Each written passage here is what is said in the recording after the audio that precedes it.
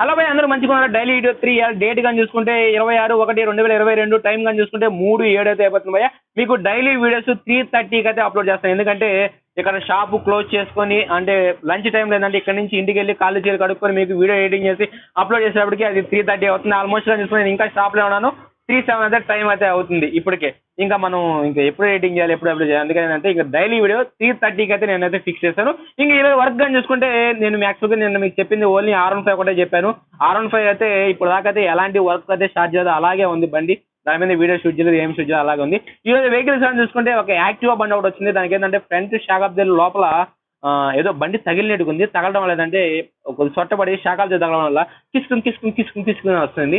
ఆ సౌండ్ అయితే క్లియర్ చేసి దాన్ని పంపించాను. అదేవిధంగా మన సబ్స్క్రైబర్ బుచ్చతను ఒక ఆయన వచ్చాడు. ఆయనకి ఏంటంటే BS6 యూనికాన్లో సెన్సార్ లైట్ అనేది కంటిన్యూగా వెలుగుతుంది. అదేనంటే మధ్యాహ్నం ఆఫ్టర్నూన్ పైన రామని చెప్పాను. ఎందుకంటే నేను బయట దాకా పోయిస్తాను అంటే నేను అప్పుడు బిజీగా ఉన్నాను. అదొకటి.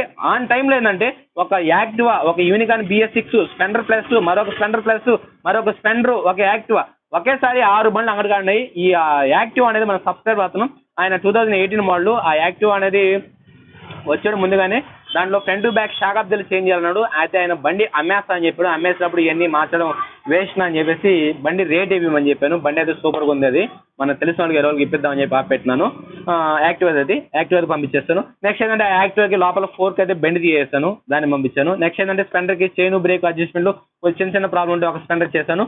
ఇంకో స్పెండర్ ఏంటంటే నిన్న చేశాం కదా, ఫోర్క్ స్టమ్ వెనకాల చైన్ స్పెండర్ చేంజ్ చేశాం కదా, ఆయనకి బిల్లు ఈ రోజు చేసి పంపించాం. దానికి కానీ బిల్లు కానీ చూసుకుంటే 4700 ఏమైంది టోటల్ బిల్ అయితే. ఆ స్పెండర్ పంపించాం. ఇంకో స్పెండర్కి ఏంటంటే స్పీడోమీటర్ ఏదైతే ఇప్పుడు మీకు స్క్రీన్ మీద కనబడుతుందో, ఈయనకి వచ్చేసి స్పీడోమీటర్ వరం set, front number plate, battery supply రావట్లేదు. ఏదైతే ఇగ్నిషన్ లాగా ఆన్ చేయగానే బ్యాటరీ సప్లై రావట్లేదు.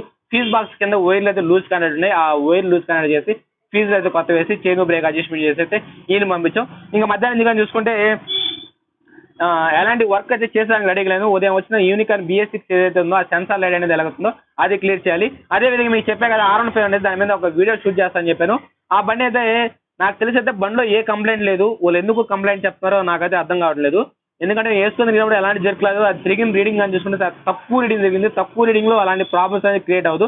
ఓకే, కస్టమర్ చెప్పాడు కాబట్టి కస్టమర్ అనేది బిల్లు పెడతారు కాబట్టి మనం ఫ్యూల్ పంప్ అయితే ఓపెన్ చేసి దాని మీద ఒక వీడియో కానీ మీకు షూట్ చేస్తాను. నేను నిన్న చెప్పాను, వీడియో కానీ షూట్ చేస్తాను. ఎందుకంటే అంత తక్కువ రీడింగ్ అయితే ఫ్యూల్ పంప్ సైడ్ నుంచి ఎలాంటి కంప్లైంట్స్ అయితే రావు. కస్టమర్ పదే చెప్తున్నారు కాబట్టి మనం ఏదో ఒకటి చేయాలి, చేయకపోతే వాళ్ళకి ఆగదు.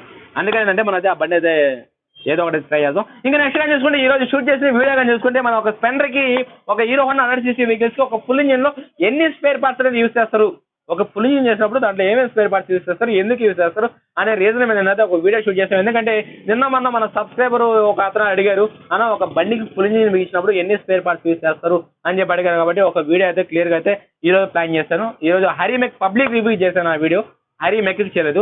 ఎందుకంటే పబ్లిక్ రివ్యూ అనేది కొద్దిగా డౌన్ అవుతుంది. కొద్దిగా హైట్ రాపాలంటే మెకానిక్ దృష్టిలో పెట్టుకొని మెకానిక్ అండి స్పేర్ పార్ట్స్ చేంజ్ చేస్తాడా, చేంజ్ చేయడా, ఎందుకు చేంజ్ చేస్తాడు, ఏంది రీజన్ అని చెప్పేసి దృష్టిలో పెట్టుకొని ఒక ఫుల్ ఇంజిన్లో ఏమేమి స్పేర్ పార్ట్స్ అనేది చేంజ్ చేస్తుంది ఒక వీడియో షూట్ చేశారు.